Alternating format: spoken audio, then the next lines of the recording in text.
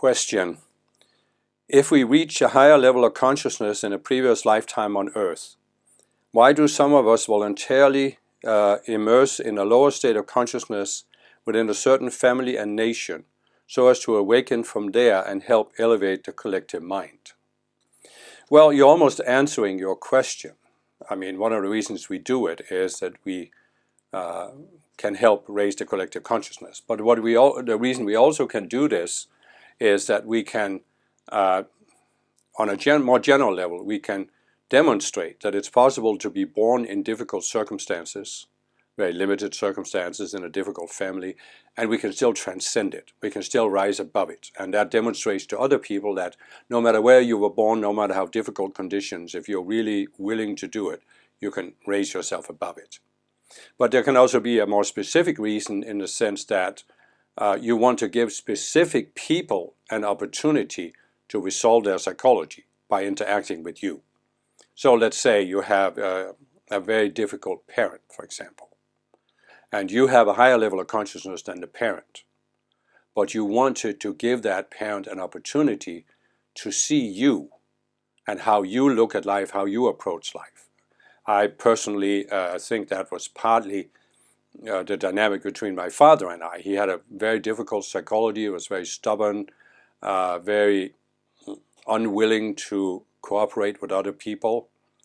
And over the many years where we had various talks, I could see that he shifted somewhat, not because of specific things I said, but just because he saw that I had a completely different approach to life than he did. Instead of, he was basically feeling that he was living in a hostile universe that was out to get him, and that other people were out to get him. He wasn't really paranoid, schizophrenic in that way, but he was very suspicious of other people. And he could see that I lived in a positive universe that is out to support me. And I do believe that over the years where we interacted, it shifted his attitude somewhat, which means that I think after he left embodiment, he could, in between embodiments, grow, but he could also have a better next lifetime. He's probably already back in embodiment, I would imagine, since he died in 1987.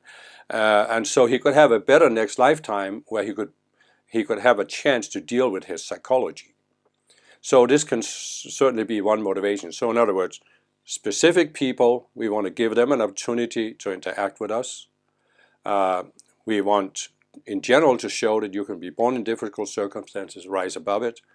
And then we want to help raise the collective consciousness in a particular area, for example.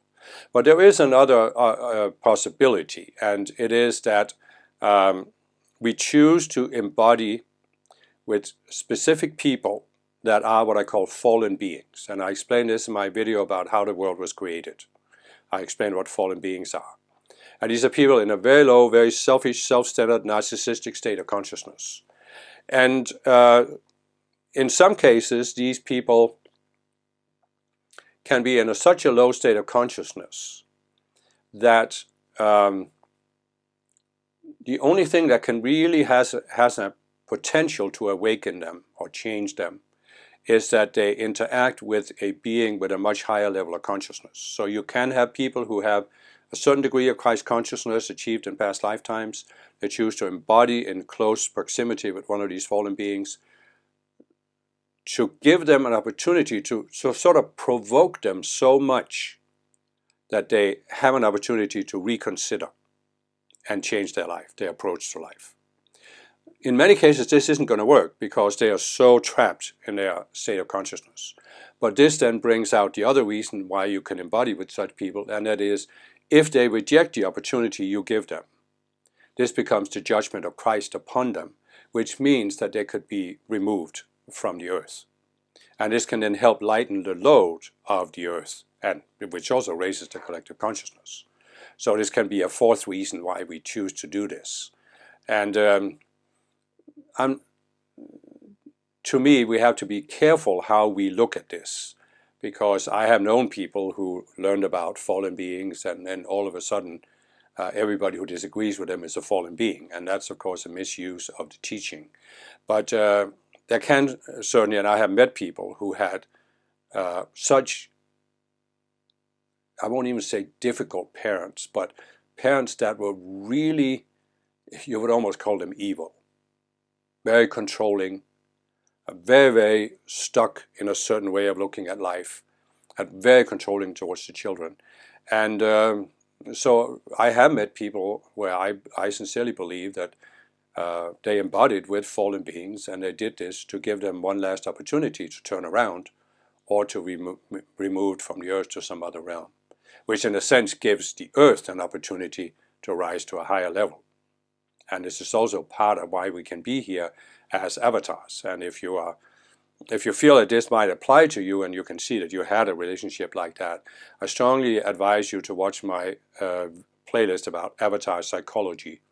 And it will explain in there what avatars is and how we often have these relationships with these fallen beings. And it's very important for you to realize that if you feel that you have been in a relationship with a person who was so difficult in their psychology, it will greatly help you to understand the dynamic there.